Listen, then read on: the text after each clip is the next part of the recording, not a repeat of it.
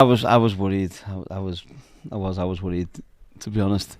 But you know what? I thought fair play to the manager, because I think he got his tactics absolutely spot on. And I think bringing Harry Maguire in, I don't know whether that was through injury or had to. And I said it a few weeks ago, and he's such an important player for Manchester United. I know he got the winning goal, but his leadership qualities at Anfield, experience, it was 100% the right decision, and massive call from him. And tactically, I thought Man United was spot on today.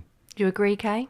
Yeah, I think he did. To his credit, Ruben Amorim has got a win at Anfield on his CV, and that's going to do him the world of good going forward as well. I felt like Luke Shaw had a good game as well. He was tracking his runners and stuff. I was really impressed with him. When he's fit, Luke Shaw is a great player, but it's just the fitness element of it that's an issue with it. And it was great to see a goal for Mbeumo. I think the fact that we didn't have an out-and-out striker starting at first really confused Van Dijk and their defence. He kept getting dragged out wide. One of his strengths is his positioning, but it felt like where you had Kirkez dealing with, I think it was Ahmad, like he didn't know who to go to at any point in time. And yeah, it was great. It was great to watch. I thought Van Dijk, for the first goal, I thought he was really at fault. It was similar to the goal against Chelsea, where he's gone for the initial header, and I think he's gone into the back of McAllister, and then he didn't switch on quick enough. And Mbeumo, I think he was five yards ahead of Mbeumo, and he switched off, and Mbeumo's gone in behind him, and we've seen that a lot this season from him. And I don't know if it's a bit of complacency after winning the Premier League title last season, or what that is, but it's not something you really associate with Van Dijk, and I think it's a few times this season now. So I think that's a bit of a concern for Liverpool, but take nothing away from Man United. I think positionally, as you said then, Ahmed was causing problems. He was always in between, so Liverpool didn't know who to pick him up. And I thought, as I said, tactically, with going with no striker, it really worked and caused Liverpool big problems. Yeah, talk me through that goal, Wayne, and what you liked about it from Mbeumo, because it did feel, obviously it was important, but given where he is in his Manchester United career as well.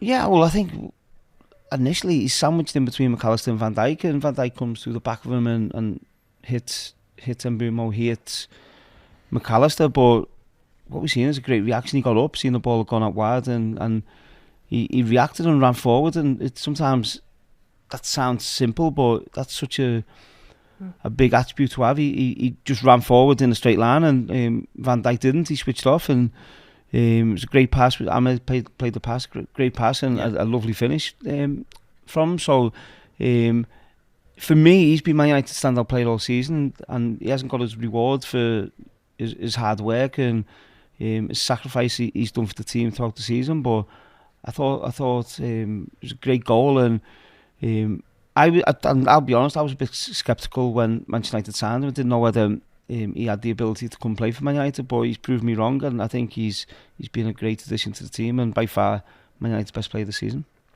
Yeah, whatever he does now in a United shirt, Kay, doesn't matter, does it? Because he scored against Liverpool. well, do you know what as well, though? The thing is, when you've got a player that's got that level of tenacity and never say die and runs after loose balls and keeps running and does what you need, for a Manchester United player, that should be the absolute bare minimum. Running around and showing that you care should be the absolute minimum, and he does that in abundance. And he's got a level of quality as well. You saw last season with the level of assists and goals he has, and now he's starting to put numbers on the board for United as well. Like, I think he's going to be a fan favourite very soon. Yeah, that is such a huge win, I think, for the manager. And listen, I've been one of them. I've questioned decisions, I've questioned tactics, I've questioned players' desire over this season and last season, and that win is massive. To win at Anfield is not easy to do, and to go there and after international break, I think what the confidence that gives the players, the manager, and I'll be the first to say, you know what, he got it absolutely spot on. So and I just hope we see more of it. I love the way Wayne's downplaying his excitement, because before we came on, he was like 2 points from Liverpool in the league. No, it is. And listen, I can't believe you haven't mentioned that already, to be honest. Yeah, 2 points off Liverpool now, and But no, listen, I really liked the performance, and this so we know the players can do it. We have to see this on a consistent level, and if we don't, then that's why, like myself or other pundits, whatever, we ask questions. We know the players can do it now, so don't switch off. Let's see this again, and let's try and get that guy a haircut. What's his name? The guy who wants 5 wins in a row. yeah. That's what we need to see. Everybody within that Manchester United squad, team, coaching staff had a real game plan of how they felt they could win at Anfield. Well, they did it at home to Sunderland. They went long. Lamens can kick. He can kick a long way off both feet. I'm not sure about his build-up play. We haven't seen it yet, but I think it's a good decision from the manager to say, you know what, let's not play out around our box. Let's not give the ball away in poor areas where we lose possession and it ends up in the back of our net, and then the pressure's on a young goalkeeper I'm given an opportunity to.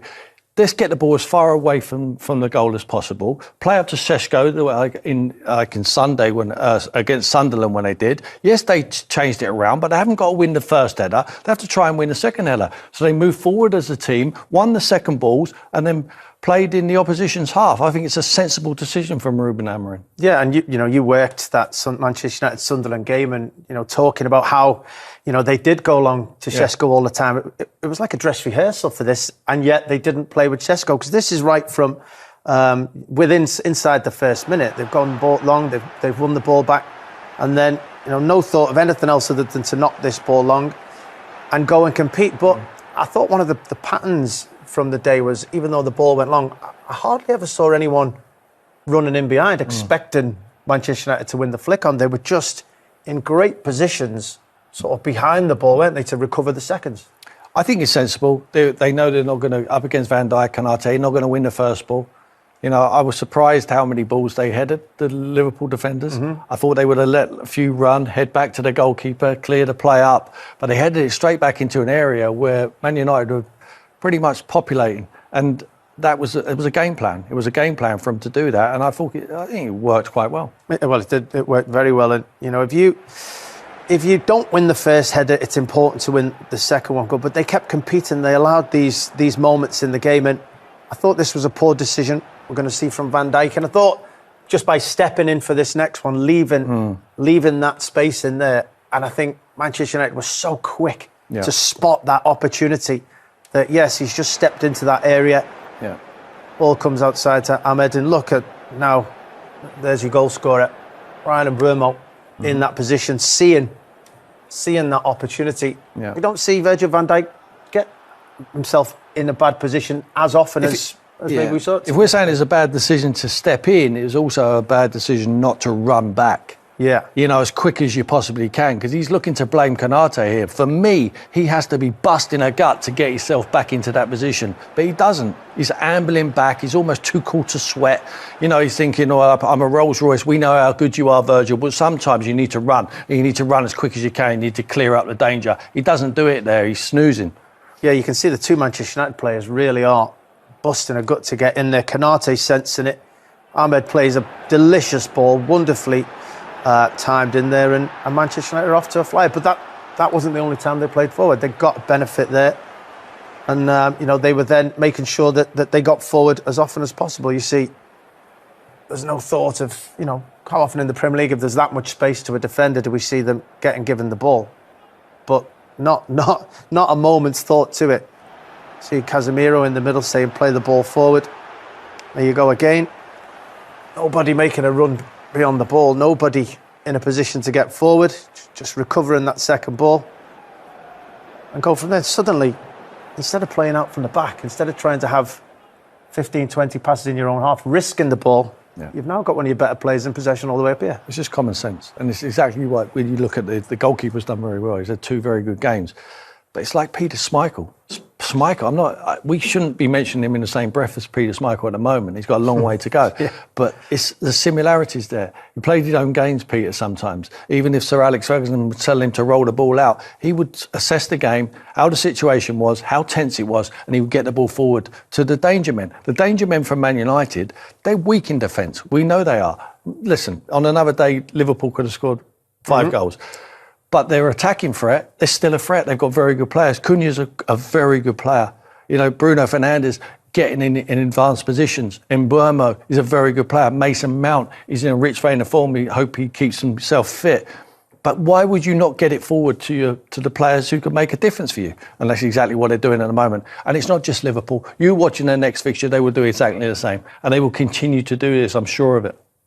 You think they've found themselves a pattern of play that suits the players they've got, getting them into advanced positions, creating chances? Yeah, and you know, it's almost like a tick in the box for a manager like Ruben Amorim when he looks at Arne Slot's press conference afterwards. And Slot's talking about, we didn't, a team what plays with such a low block, a team what goes back to front so much, we're surprised we created so many chances. He's almost telling you what he didn't like about Man United's performance. So you take that as a positive if you're Ruben Amorim. You say, you know what, we must have got something right, because he's moaning about how we didn't play. He's taking the attention off his team and how slow they was in possession at times. We know, of course, they could have won the football match, but that is the way he's got to go. Low block, not on the halfway line. You've got defenders who can't run in behind. So why would you not drop deep and counter-attack? That's how they're best. At the moment, you're going to get the best out of these group of players playing exactly how they've played in the last 2 games. Yeah, and by doing... Manchester United legend Wayne Rooney has heaped praise on Bryan Mbeumo, describing him as the club's standout performer this season and admitting that the winger has surpassed all his expectations. Speaking in a recent interview, Rooney confessed that he was initially unsure about United's decision to sign Mbeumo but has since been impressed by the player's impact and consistency. For me, he is by far United's best player this season, but he hasn't been rewarded for his hard work and sacrifice, Rooney said. To be honest, I was a bit skeptical when United signed him, but has proven me wrong. Mbeumo's performances have been one of the few bright spots in what has been a mixed campaign for the Red Devils. His directness, tireless pressing, and eye for goal have earned him praise from fans and pundits alike, with many viewing him as a vital piece of the club's rebuilding project. Rooney, who knows the pressure of playing at Old Trafford better than most, believes Mbeumo's attitude sets him apart. He plays every game like it's his last. You can see his hunger and how much he wants to win. That's the kind of mentality United need, he added. As United continue their push for a top-4 finish, Mbeumo's form could prove decisive, and with praise from one of the club's greatest icons, his rise looks far from slowing down.